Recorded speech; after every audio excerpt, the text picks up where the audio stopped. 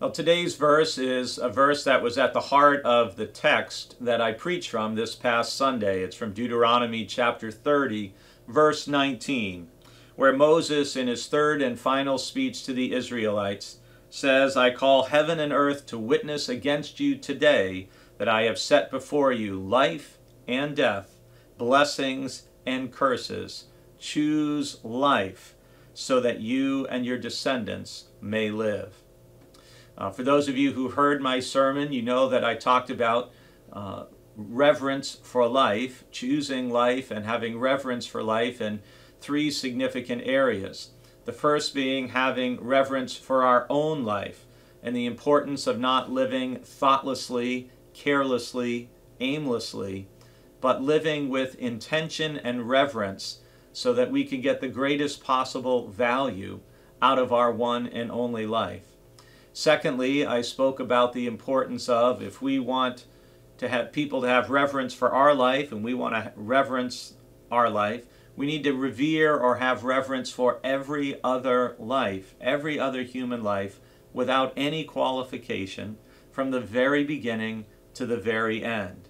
I shared about the call experiences of Jeremiah and Isaiah and Paul, who all spoke about being known by God and God knowing them and setting them apart for their particular calling even before they were born, and shared how that has implications for how we view life from the very beginning.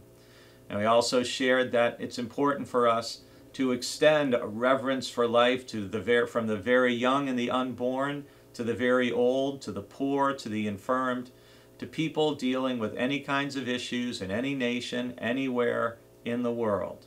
And then finally, the third area I spoke about was having reverence for other living creatures and for all of God's creation. And I have to tell you, I'm pretty depressed seeing the latest report that was released just yesterday from scientists from around the world about the growing warmth of our climate, the destruction of the devastating wildfires, the change in sea levels. We are facing a dire, dire circumstance and future because of how we have been living for many decades now. And we need to change urgently and swiftly for our children and our grandchildren to have a future with life and abundant life in this one and only world that God has made for us to live in. So choose life and have reverence for your own life, every other person's life, even those you don't like or may disagree with or hold different views with. We are still to revere them and to love them, as the Bible teaches. And we are to revere God's creation and all other living creatures. Indeed, our future depends upon it.